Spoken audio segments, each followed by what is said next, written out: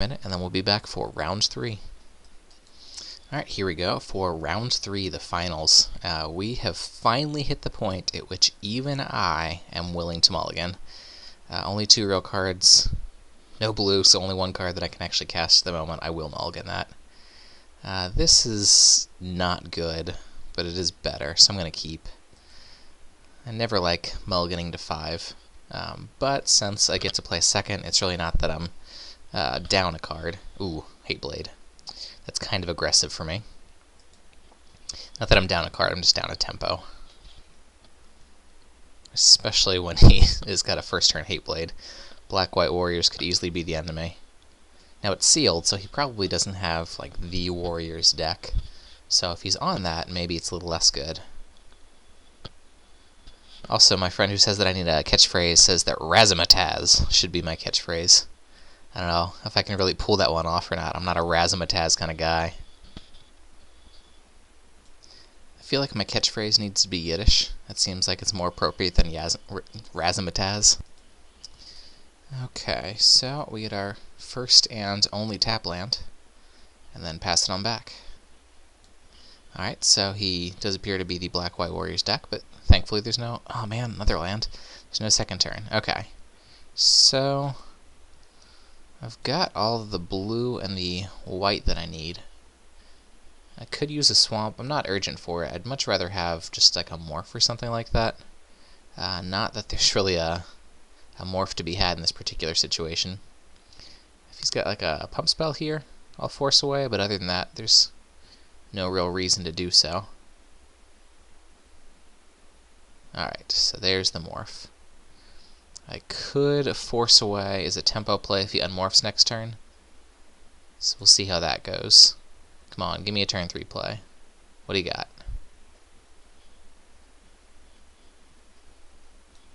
And another plains. That is not the turn 3 play I was hoping for.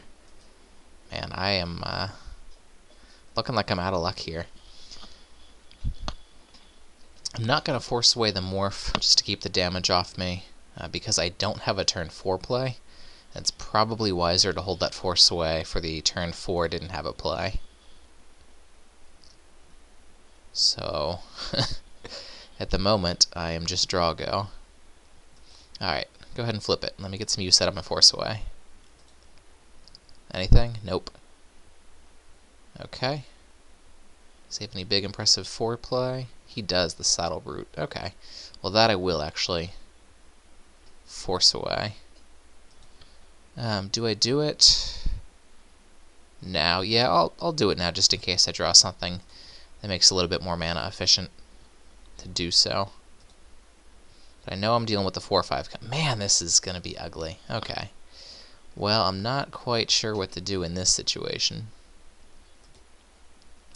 I think die is probably the answer.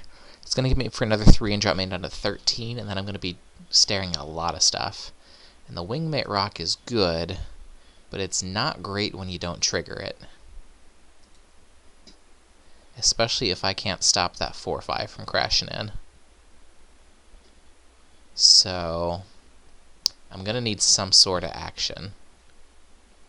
Even a swamp would be okay. It would give me the Swarm of Bloodflies, which could at least chump block.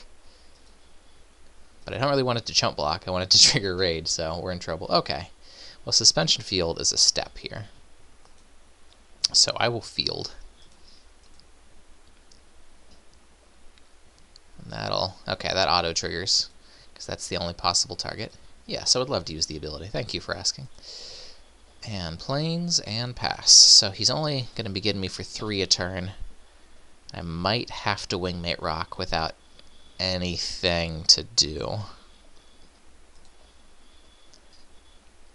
He's got enough lands to where if that morph was any good, he would be flipping it right now.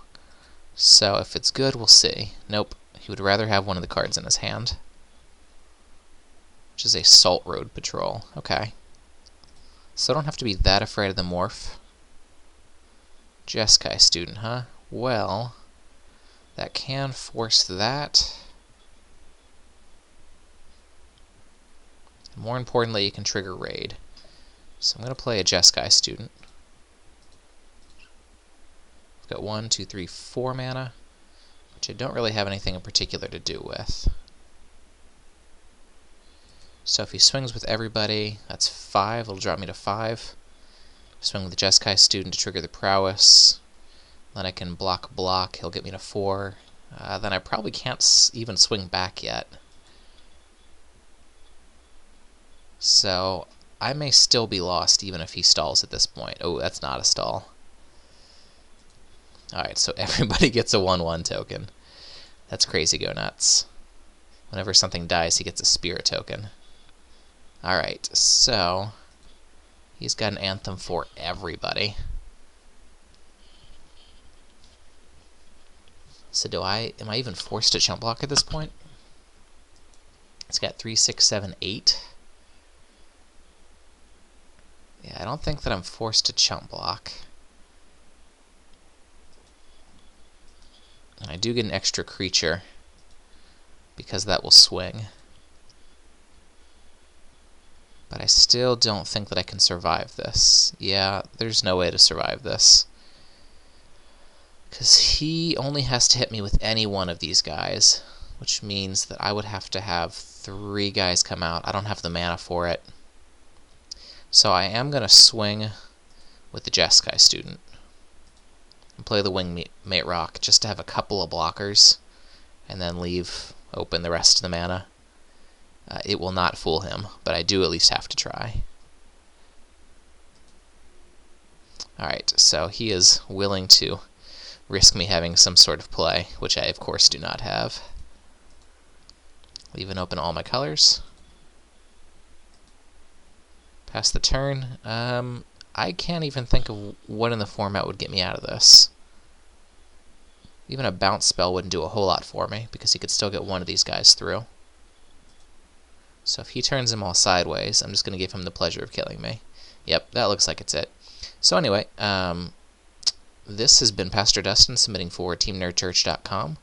I will ask of you that you stay tuned so that you can check out the service that I do every week after this, and you can even comment on that if you want to. You might learn something. This has been fun. I managed to get to the finals yet again and lose, but that's okay. I had fun recording it, and I hope you guys had fun watching it. Razzmatazz, or some much better catchphrase. So talk to me in the comment section. I'll see you guys on the flip side. Have a good one.